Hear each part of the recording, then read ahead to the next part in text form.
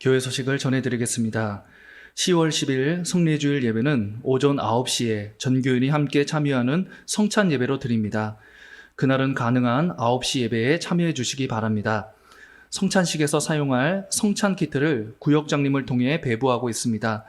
구역장님을 통해 받을 수 없는 분들은 교회 사무실에서 찾아가시기 바랍니다. 새 예배당 건축을 위한 전교인 성경 통독 녹음이 시작되었습니다. 상반기에 성경 필사한 부분을 음성으로 남기는 행사이기에 모두가 동참해 주시기 바랍니다. 오늘 하나님께서 주시는 말씀은 다니엘 3장 16절에서 18절 말씀입니다. 제가 봉독합니다. 사드락과 메삭과 아벳느고가 왕에게 대답하여 이르되 느부갓네살이여 우리가 이 일에 대하여 왕에게 대답할 필요가 없나이다. 왕이여 우리가 섬기는 하나님이 계시다면 우리를 맹렬히 타는 풀무불 가운데에서 능히 건져내시겠고 왕의 손에서도 건져내시리이다. 그렇게 하지 아니하실지라도 왕이여 우리가 왕의 신들을 섬기지도 아니하고 왕이 세우신 금 신상에게 절하지도 아니할 줄을 아옵소서. 아멘. 다니엘의 새 친구라는 제목으로 하나님 말씀을 증거하도록 하겠습니다. 여러분 다니엘서 2장의 말씀에 보면요, 느부갓네살 왕이 꿈을 꿉니다. 이제 어떠한 꿈을 꾸게 되냐면 사람처럼 보이는 큰 신상을 보게 됩니다. 느부갓네살 왕은 이 꿈을 꾸고 기분이 좋지가 않았습니다. 왠지 마음이 불편했습니다. 그래서 바벨론에 있었던 모든 지혜자들에게 명령을 내리지요. 내가 꾼 꿈이 무엇인지 정확하게 맞춰야 하고, 그리고 그 꿈의 의미가 무엇인지 정확하게 해석을 해야 한다. 만약에 이것을 해내지 못한다면 모든 지혜자들은 죽임을 당할 것이다. 여러분, 이 지혜자들 입장에서 이것은 너무나 절체절명의 그 위기 아니었겠습니까? 그런데 하나님께서는 이러한 상황 가운데 이 다니엘에게 특별한 지혜를 허락해 주셔서 이제 다니엘이 느부갓네살 왕 앞에 나와서 그 꿈이 무엇인지 정확하게 말을 하고, 또 그 꿈의 의미가 무엇인지 정확하게 이제 해석을 함으로 말미암아 이 위기에서 이제 벗어나게 됩니다. 여러분, 그렇다면요, 왜 하나님께서는 이 느부갓네살 왕에게 이런 꿈을 꾸게 하셨던 것일까요? 그 이유에 대해서 두 가지 정도를 말씀드릴 수 있습니다. 먼저는요, 이 다니엘의 입장에서는 하나님께서 이 다니엘을 이 바벨론의 총리로 세우기 위해서 그렇게 하셨다는 거예요. 여러분, 이 사건을 통해서 느부갓네살 왕은요, 이제 다니엘을요, 하나님의 종으로 이렇게 여기고 귀한 인재로 여기고 이제 바벨론의 그 총리로 세우지 않습니까? 그렇기 때문에 이제 첫 번째 하나님께서 이 꿈을 느부갓네살 왕에게 보여주신 이유는 바로 다니엘로 하여금 이 바벨론의 총리로 세우기 위함이었다는 것이죠. 또 한 가지는 뭐냐면 이제 느부갓네살 왕 입장에서인데요, 하나님께서는 이 느부갓네살 왕으로 하여금 하나님을 믿게 하기 위함이었다는 것입니다. 이 다니엘을 통해서 이제 하나님께서 그 꿈을 이제 마치게 하고, 그리고 이제 해석하도록 하지 않습니까? 그래서 이제 결국은 느부갓네살 왕이요, 이 다니엘을 통해서 하나님의 존재를 인식하게 되었죠. 이렇게 하나님께서는요, 느부갓네살 왕에게 하나님을 믿을 수 있도록 이렇게 기회를 주시고 호의를 베풀어 주셨습니다. 자, 그렇다면요, 이 느부갓네살 왕은 하나님께서 이 베풀어 주신 이 호의를 받아들여서 진심으로 하나님을 믿었을까요? 여러분, 먼저 다니엘 2장 47절의 말씀에 보니까요, 다니엘 2장 47절, 왕이 대답하여 다니엘에게 이르되 너희 하나님은 참으로 모든 신들의 신이시요 모든 왕의 주제시로다. 여러분, 이 고백으로 보면 느부갓네살 왕이 하나님을 믿는 것처럼 보여요. 그렇지 않습니까? 너희 하나님은 참으로 모든 신들의 신이고 또 왕의 주제시로다. 모든 왕들의 주인이다. 뭐 이런 고백을 한 것을 보면 진심으로 하나님을 믿는 것이 아닌가라고 생각해 볼 수가 있습니다. 그런데요, 여러분, 다니엘 3장 1절의 말씀에 보면 이런 말씀이 또한 기록이 되어 있죠. 느부갓네살 왕이 금으로 신상을 만들었으니 금으로 신상을 만들었다. 높이는 60규빗이요. 60규빗은 30m 정도를 말하는 것입니다. 높이가 30m래요. 너비는 6규빗이요. 6규빗은요 3m 정도를 말하는 것입니다. 그것을 바벨론 지방의 두라 평지에 세웠다. 여러분, 지금 느부갓네살 왕이 무엇을 했다고 합니까? 높이가요 무려 30m. 그리고 너비가 3m나 되는 금신상을 세웠다는 것이죠. 여러분, 학자들에 의하면 이 금신상의 모습은요, 이 느부갓네살 왕의 모습을 본떠서 만들었을 것이라고 합니다. 그렇기 때문에 느부갓네살 왕이 이 금신상을 세운 이유는 이제 자신의 그 신격화를 드러내기 위해서 이제 그렇게 했다는 것으로 볼 수가 있죠. 여러분, 이렇게 느부갓네살 왕은요, 하나님께서 하나님을 믿도록 호의를 베풀어 주셨지만 결국 그 호의를 받아들이지 않고 하나님을 믿지 않았습니다. 오히려 금신상을 세워서 자신을 신격화하는 그런 어처구니 없는 일을 행하게 되었습니다. 여러분, 예전에요, 이 강아지 성도, 고양이 신자라는 제목의 책이 나온 적이 있었습니다. 이제 그 책에 보면 참으로 재밌고 또 유익한 그런 이야기가 많이 기록되어 있는데요. 특별히 이제 강아지 성도, 고양이 신자의 차이점에 대해서 이야기를 합니다. 이것을요, 이제 강아지와 고양이의 특징, 어떤 습성을 가지고 이제 설명을 하는데, 여러분, 강아지에게는요, 대체적으로 이런 습성이 있다고 합니다. 주인이 잘해주면요, 주인이 잘 보살펴주면 주인에게 절대적으로 순종한다는 거예요. 주인을 주인으로 여기고 주인을 언제나 자신의 주인으로 생각하며 잘 따른다는 것이죠. 그런가 하면 고양이는 대체적으로 이렇다는 거예요. 주인이 잘해주면 잘해줄수록 주인을 자신과 동급으로 생각한다는 것이죠. 맘먹는다는 것입니다. 그래서 여러분, 강아지 성도는요, 하나님의 그 은혜, 하나님의 그 호의를 기억하고 언제나 하나님의 그 은혜를 갚는 삶, 그 은혜에 합당한 삶을 살려고 부단히 노력하는 성도들을 말하는 것이고, 여러분, 이 고양이 신자라는 것은요, 하나님께서 수없이 많은 은혜를 베풀어 주셨고 호의를 주셨지만 그것을 망각하고 이제 자신이 왕 노릇하고 주인 노릇하는 그런 삶을 사는 성도를 말한다는 것입니다. 사랑하는 여러분, 우리는 강아지 성도입니까? 아니면 고양이 신자입니까? 사실 우리는요, 이 고양이 신자로 변질될 가능성이 굉장히 큽니다. 왜 그렇습니까? 우리 안에는 바로 이 죄성이 있기 때문이죠. 자꾸 이제 죄악으로 돌아가려고 하는 이 회귀 본능이 있기 때문에 우리는 변질될 가능성이 참으로 커요. 여러분, 이런 실험은 하시면 안 되는데요. 만약에요, 우리가 이제 일주일 정도 이제 신앙생활을 제대로 하지 않는다고 한번 가정해 봅시다. 성경도 보지 않고 기도도 하지 않고 찬송도 부르지 않고 교회도 가지 않고 그렇게 일주일 동안 우리가 살아간다면 일주일 후에 우리의 모습은 어떨까요? 더욱더 신앙적인 모습이 될까요? 아니면 세상과 동화되어 세상적인 가치가 우리 내면 가운데 가득 찬 그런 모습으로 살아가고 있을까요? 예, 그렇습니다, 여러분. 일주일 동안 우리가 아무것도 안 하고 신앙적인 노력을 전혀 하지 않은 상태로 살아간다면 우리는요, 신앙과는 관계없는 삶, 세상과 동화되어 세상의 가치관을 가지고 살아가는 그런 삶으로 나아갈 수밖에 없다는 것이죠. 왜냐하면 우리 안에는 죄성이 있기 때문이죠. 그래서 여러분, 우리는요, 내버려두면 열심히 신앙의 훈련을 하지 않으면 변질될 수밖에 없는 존재입니다. 마치 이와 같은 것이죠.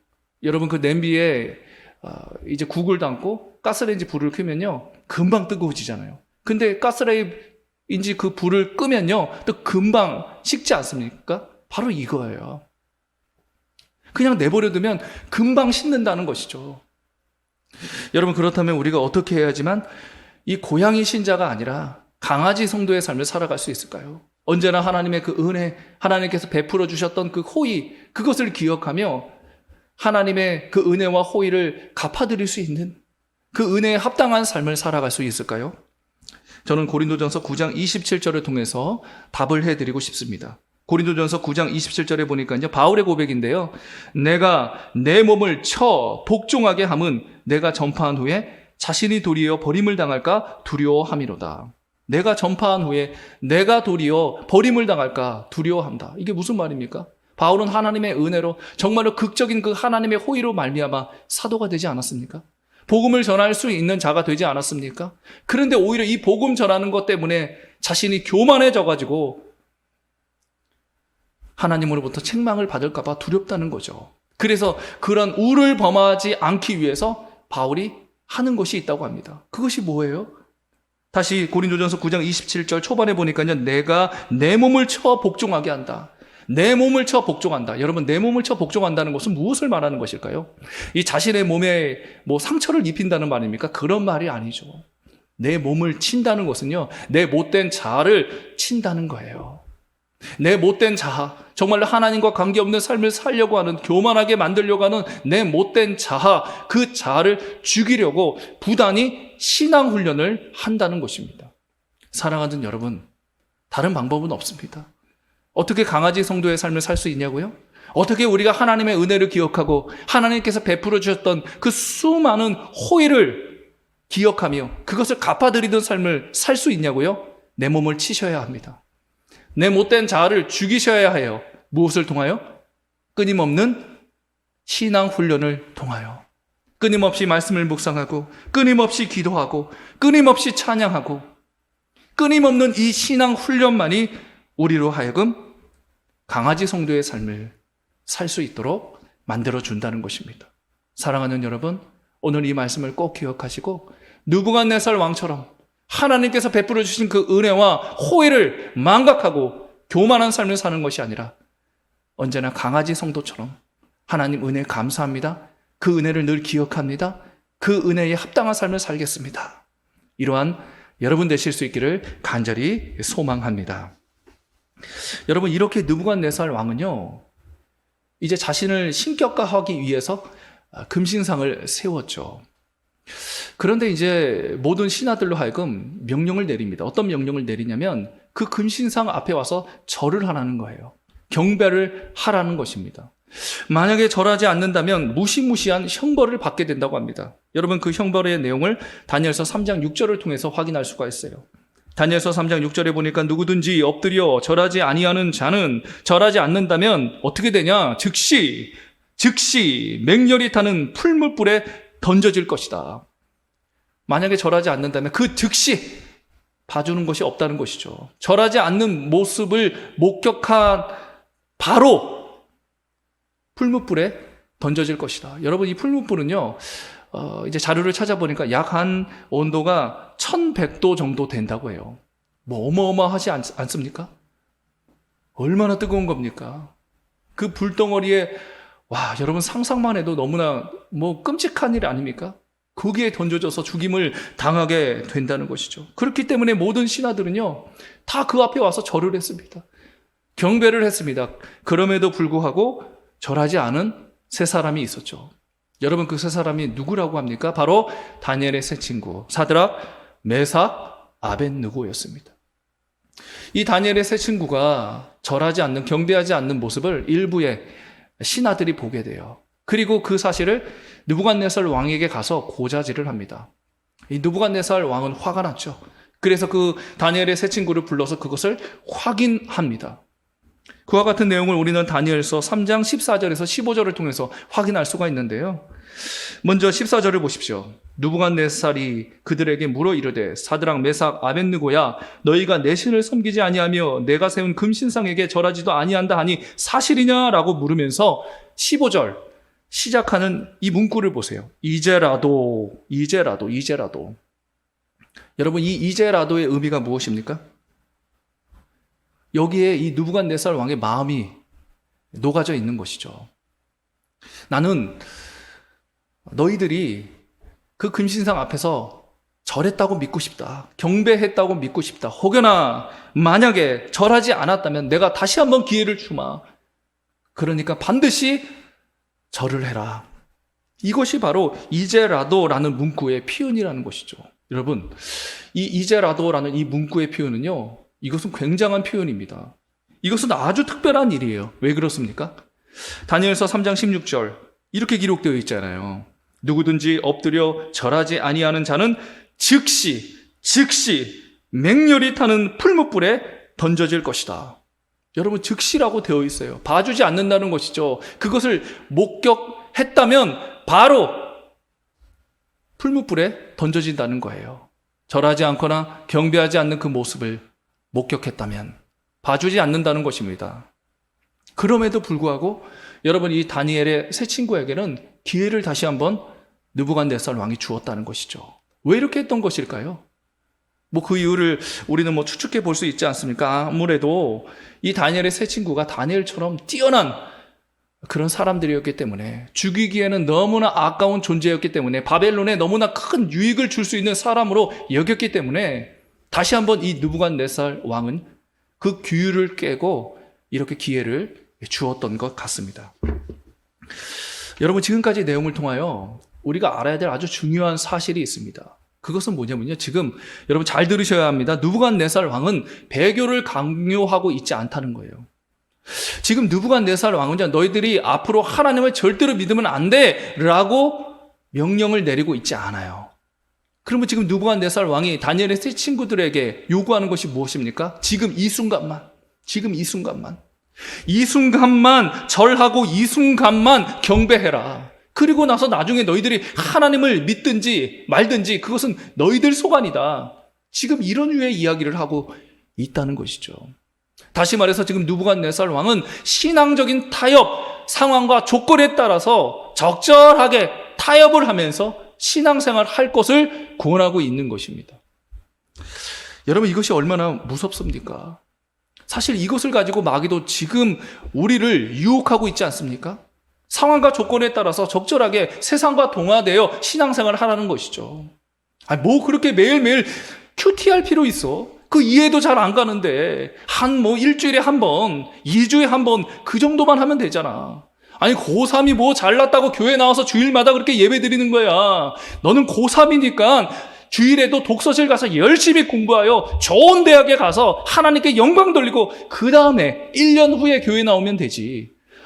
마음이 그냥 괴롭고 힘들면 술도 좀 마실 수 있고 담배도 그냥 진창 피워보고 그럴 수 있는 거지. 뭐 다른 교회 집사들은 다 그렇게 하던데. 여러분, 이것이 무엇입니까? 마귀가 우리를 넘어뜨리기 위한 너무나 강력한 유혹 아닙니까? 상황과 조건에 따라서 적절하게 타협하면 신앙생활을 하라는 거예요. 여러분, 절대로 마귀는요, 너 교회 나가면 안 돼, 너 신앙생활 하면 안 돼, 너 찬양하면 안 돼, 너 말씀 보면 안 돼, 너 기도하면 안 돼, 이렇게 이야기를 하지 않는다는 거예요. 뭐예요? 상황에 따라서 기도하지 않을 수도 있지, 조건에 따라서 찬양하지 않을 수도 있지. 사랑하는 여러분, 이러한 상징적인 느부갓네살 왕, 이런 마귀가 우리를 유혹할 때 여러분, 우리는 어떻게 해야 될까요? 오늘 다니엘의 세 친구는 이런 삶을 삽니다. 다니엘 3장 16절이에요. 다니엘 3장 16절. 사드락과 메삭과 아벳느고가 왕에게 대답하여 이르되, 느부갓네살이여, 우리가 이 일에 대하여 왕에게 대답할 필요가 없나이다. 왕에게 대답할 필요가 없나이다. 여러분, 지금 왕 앞에서요, 모든 권력을 갖고 있는, 세상의 모든 권력을 갖고 있는 그 왕 앞에서 그냥 말 한마디면 형장의 이슬로 사라질 수 있는 그런 왕의 권위가 있는 이 느부갓네살 왕 앞에서 지금 다니엘의 세 친구가 뭐라고 고백하고 있습니까? 그 말할, 대꾸할 가치가 없다. 우리는 절대로 그런 삶을 살지 않겠다. 절대로 적절하게 타협하는 신앙인이 되지 않겠다. 자신의 그 신앙의 절개를 지키겠다고 굳건한 마음을 가지고 이런 어마어마한, 상상할 수도 없는 그런 신앙의 고백을 하지 않습니까? 사랑하는 여러분, 우리는 마귀의 유혹 앞에서 어떤 삶을 살고 있습니까? 혹여나 그 유혹에 솔깃해서 흔들리는 그런 삶을 살고 있지는 않습니까? 그래, 그럴 수 있지. 내 상황이 이런데, 내 조건이 이런데 어쩔 수 없는 거지. 하나님도 이해해 주시겠지. 1년 후에 신앙생활 하면 되지. 좀 술도 하고 담배도 좀 진창 피워보고 힘든데, 내 마음이 너무 힘든데 그렇게라도 좀 해소를 해야지. 뭐 매일 큐티할 필요 있어? 한 일주일에 한 번씩, 2주일에 한 번씩만 하면 되지. 그 이해도 잘 안 가는데. 여러분, 이런 마귀의 유혹에 우리가 넘어간다면 우리의 신앙은요, 완전히 무너져질 수밖에 없습니다. 완전히 엉망진창이 될 수밖에 없어요. 우리는 이런 마귀의 유혹 앞에서 언제나 다니엘의 세 친구와 같은 단호한 고백이 있어야 합니다. 그것은 말할 가치도 없어. 나는 절대로 그러한 삶을 살지 않아. 나는 신앙의 절개를 지키며 살 거야. 라는 이런 단호한 믿음의 고백이 우리에게 있어야 한다는 것입니다. 사랑하는 여러분, 기억하십시오. 마귀의 유혹이 거셉니다. 그 유혹을 이길 수 있는 방법은 오늘 다니엘의 세 친구처럼 단호한 믿음의 고백이에요. 나는 그러한 삶을 살지 않겠다. 나는 신앙의 절개를 지키겠다. 나는 상황과 조건을 초월하여 언제나 하나님 안에 머무는 삶을 살겠다라는 이 고백. 그 고백으로 언제나 신앙의 절개를 지킬 수 있는 여러분 되실 수 있기를 간절히 소망합니다. 여러분, 이렇게 다니엘의 세 친구는요, 느부갓네살 왕의 제안을 거절했습니다. 그렇다면 이거 죽는 거 아닙니까? 이렇게 엄청난 거절을 했다는 것이죠. 여러분, 그들이 이렇게 용기를 내어 이런 엄청난 거절을 할 수 있었던 이유가 무엇이었을까요? 두 가지를 좀 말씀드리고 싶어요. 첫 번째로 그들이 거절할 수 있었던 이유는 뭐냐면 말씀의 지배를 받는 삶을 살았기 때문이죠. 말씀의 지배를 받는 삶을 살았다. 여러분, 출애굽기 20장 4절에 보면 이런 말씀이 있습니다. 출애굽기 20장 4절. 너희를 위하여 새긴 우상을 만들지 말고 또 위로 하늘에 있는 것이나 아래로 땅에 있는 것이나 땅 안에 물속에 있는 것에 어떤 형상도 만들지 말며, 출애굽기 20장 5절요. 그것들에게 절하지 말며 그것들을 섬기지 말라 그러셨어요. 이게 무슨 말씀입니까? 우상을 만들지도 말고 또 우상 앞에서 절하거나 경배해서는 안 된다. 느부갓네살 왕이 우상을 만들지 않았습니까? 자신의 모습을 본떠서 자신을 신격화하기 위해서 그 우상을 만들고 그 앞에서 절하라고 경배하라고 요구하지 않았습니까? 이것은요, 하나님 말씀과 어긋난다는 것이죠. 하나님의 말씀인 출애굽기 20장 4절과 출애굽기 20장 5절에 보면 절대로 우상을 만들어서는 안 되고 그 우상 앞에서 절하거나 경배해서는 안 된다라는 말씀이 기록되어 있어요. 바로 이 다니엘의 세 친구는 이 말씀의 지배를 받았기 때문에, 이 말씀의 영향을 받는 삶을 살았기 때문에, 이 말씀이 그 신령 가운데 아로 새겨져 있었기 때문에 이들은 단호하게 너무나 무서운 형벌이 기다리고 있었지만 그 느부갓네살 왕의 제안을 거절할 수 있었던 것입니다. 사랑하는 여러분, 제가 누차 말씀드리지만 지금 이 시대의 그리스도인들, 세상 사람들로부터 어느 시대보다 더 비난을 받고 있습니다. 지탄을 받고 있습니다. 여러분, 왜 그렇습니까? 뭐 여러 가지 이유를 말씀드릴 수 있을 거예요. 그러나 그 근본을 따져보면 그 근본은 이거 아닙니까? 하나님의 말씀이 주어졌습니다. 하나님의 말씀이 우리에게 있습니다. 하나님의 말씀을 우리가 언제나 듣습니다. 그럼에도 불구하고 그 말씀을 우리 심령 가운데 아로새기지 못하고 그 말씀의 영향을 받지 못하고 그 말씀의 지배를 받지 못하고 오히려 내 자아의 못된 그 자아, 거기에 지배를 받으며 살아가기 때문에, 그래서 세상 사람들로 하여금 저 그리스도인들은 말만 있는 사람들, 말은 그냥 번지르르하게 하는데 행동은 전혀 다른 그런 사람들, 겉과 속이 다른 사람들, 여러분, 이렇게 이야기를 하는 거 아니겠습니까? 사랑하는 여러분, 여러분은 어떻습니까? 하나님의 말씀을 들으셨습니까?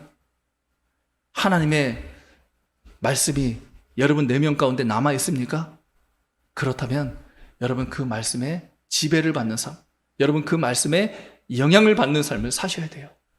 그렇게 해야지만 우리는 여러분 세상 가운데에 오늘 다니엘의 세 친구처럼 그 위기 앞에서도 단호하게 하나님을 향한 믿음의 고백을 할 수 있고 세상 사람들에게 선한 영향력을 끼칠 수 있는 그런 아름다운 삶을 살아갈 수 있습니다. 여러분, 언제나 하나님의 말씀을 들으셨다면 그 말씀을 심령 가운데 아로새기시고 그 말씀의 지배를 받고 영향을 받는 삶을 사실 수 있기를 간절히 소망합니다. 여러분, 그런 거 하면 이 두 번째로 거절한 이유는 뭐냐면요, 이 다니엘의 세 친구는 하나님의 능력에 대한 확신이 있었기 때문이죠. 하나님의 능력에 대한 확신이 있었다. 다니엘 3장 17절입니다. 다니엘 3장 17절. 왕이여, 우리가 섬기는 하나님이 계시다면, 우선 여기까지요.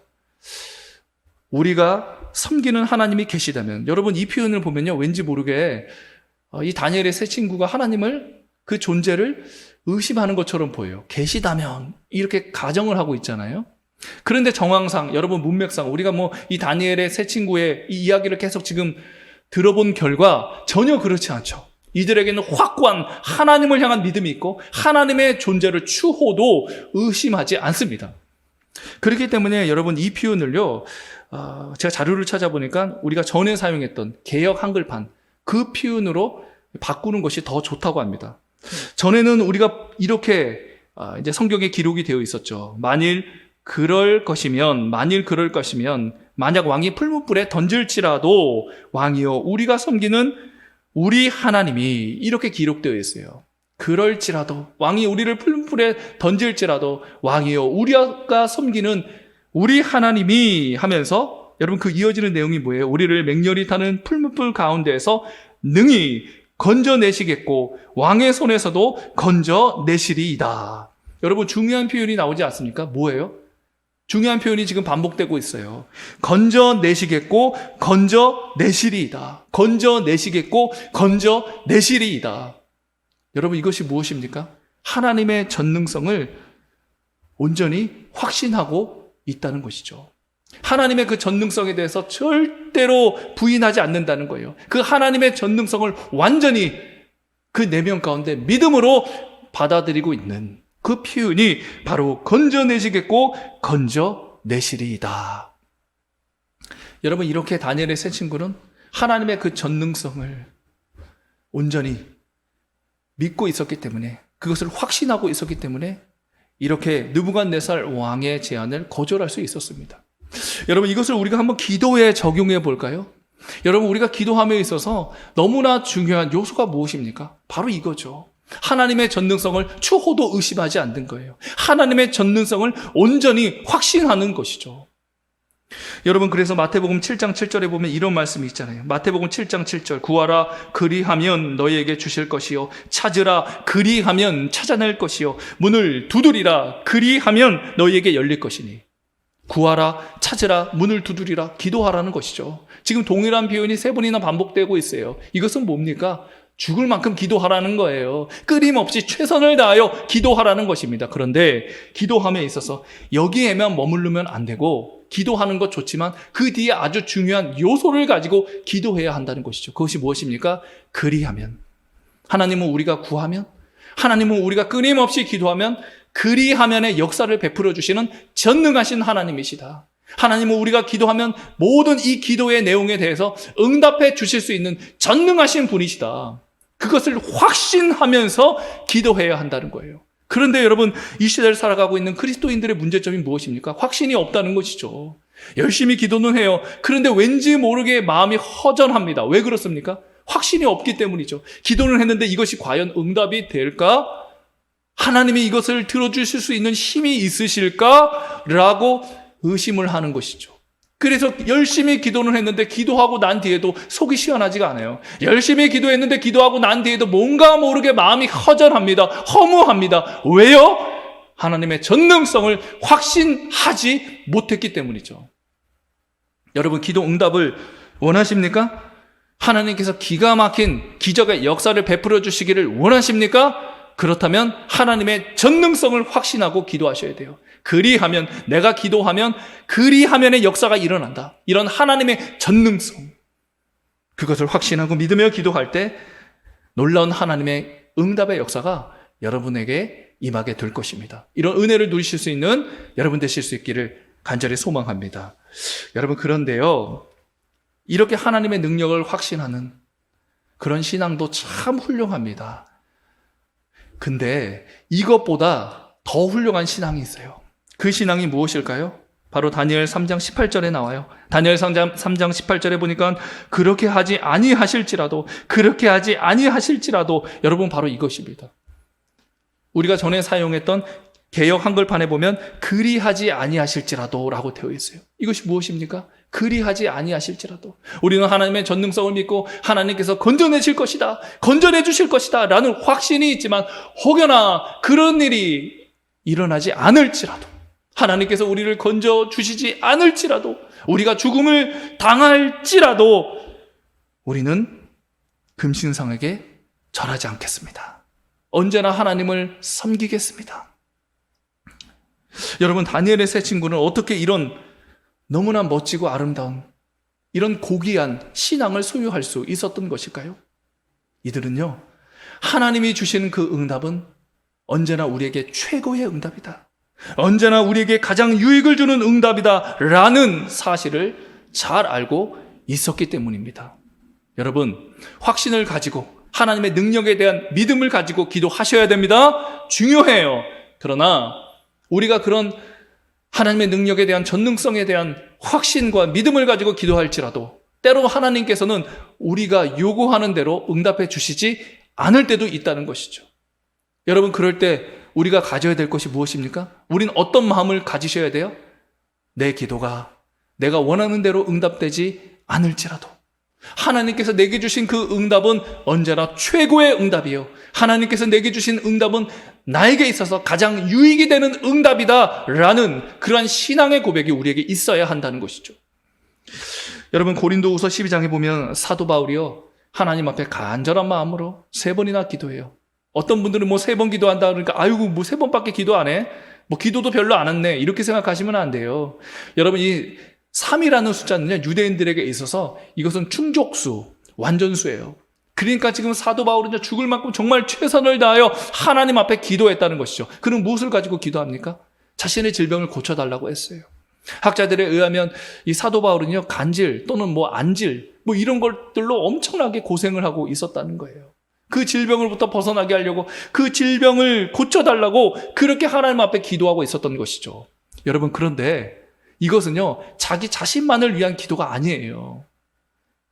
사도 바울은 정말 합당한 그런 근거가 있는 기도를 하고 있었던 겁니다. 이게 무슨 말이냐? 사도 바울은요, 자신이 이 복음을 전함에 있어서 그 질병 때문에 그 복음 전하는 것이 방해가 될까봐 하나님, 내 질병을 고쳐주십시오. 그래야지만 복음을 전할 때 저 사람들이 하나님을 믿지 않겠습니까? 혹여나 내가 복음을 전할 때 간질이 일어나거나 안질 때문에 그 불편한 모습을 보인다면 그 사람들이 저를 보면서 당신의 병이나 고치고 복음 전하세요, 하나님이 그렇게 무능력한 하나님입니까? 라고 이야기하지 않겠습니까? 그렇기 때문에 하나님, 이 복음 전파를 위해서는 제 질병을 고쳐주시기를 원합니다. 온전한 복음 전파의 사명을 감당하기 위해서 나의 이 질병을 좀 고쳐주십시오 라는, 여러분, 이러한 명분 있는 기도, 근거가 있는, 하나님 보시기에 정말로 아름다운 기도를 했던 것이죠.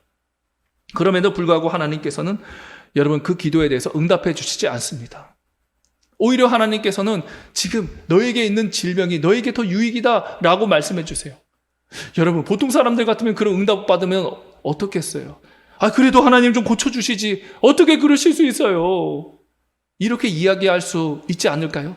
그러나 사도 바울은 오히려 내가 기쁘도다, 오히려 저는 너무나 기쁩니다. 하나님, 내가 기도한 대로 응답해 주시지 않아서 저는 너무나 기쁩니다. 너무나 행복합니다. 하나님의 그 뜻을 100% 수용하겠습니다 라고 고백하고 있다는 것이죠. 여러분, 어떻게 이런 멋진 고백을 할 수 있었던 겁니까? 바로 이거 아닙니까? 그리 아니하실지라도의 그 신앙이 있었기 때문이죠. 그리 아니하실지라도 하나님의 응답은 언제나 최고의 응답이요, 그리 아니하실지라도 하나님의 응답은 저에게 가장 유익을 주는 응답입니다 라는 그런 확신, 믿음이 있었기 때문에 사도 바울도요, 괜찮은 거예요. 내 질병을 고쳐주지 않으실 때는 나를 하여금 교만하지 않게 하시고 더욱더 하나님을 의지하는 인생 되게 하여 주셔서 언제나 더욱더 하나님께서 개입하여 주심으로 정말로 복음을 능력 있게 전할 수 있는 그런 자로 세우기 위함이구나. 이렇게 하나님의 응답은 최고의 응답이요, 하나님의 응답은 나에게 가장 유익을 주는 응답이구나 라는 그 확신, 믿음이 있었기에 그는 오히려 기쁘도다, 오히려 행복하도다, 하나님의 뜻을 100% 저는 수용하겠습니다 라고 고백할 수 있었던 것입니다. 사랑하는 여러분, 반드시 기억하십시오. 하나님의 응답은 최고의 응답입니다. 하나님의 응답은 우리에게 가장 유익이 되는 응답입니다. 그래서 여러분, 예레미야 29장 11절에 보면 이런 말씀이 있어요. 예레미야 29장 11절, 여호와의 말씀이니라, 너희를 향한 나의 생각을 내가 아나니, 너희를 향한 나의 생각, 하나님의 생각은 뭐냐? 평안이요 재앙이 아니니라, 너희에게 미래와 희망을 주는 것이라. 여러분, 하나님께서 우리에게 언제나 주시고자 하시는 것이 무엇이라고 합니까? 재앙이 아니래요. 재앙이 아니래요. 바로 우리에게 평안을 주시기를 원하고 미래와 희망, 바로 희망찬 미래를 주시기를 원하는 것이 우리를 향한 하나님의 생각이요, 우리를 향한 언제나 하나님의 뜻임을 말씀해 주고 계시는 거예요. 하나님은 평안을 주시고 하나님은 희망찬 미래를 주시라. 언제나 우리에게 최고의 응답, 언제나 우리에게 가장 유익을 주는 응답을 주시는 분이십니다. 여러분, 이 사실을 꼭 기억하시고 그리 아니하실지라도, 혹여나 이런 일이 여러분 인생 가운데 벌어질지라도, 그리 아니하실지라도 하나님 응답은 최고의 응답이요, 가장 유익을 주는 응답입니다 라는 이런 믿음의 고백을 하시고 언제나 하나님의 기쁨이 되고 하나님의 자랑이 되시는 저와 여러분 되실 수 있기를 간절히 축복합니다. 아멘. 함께 나눌 기도 제목입니다.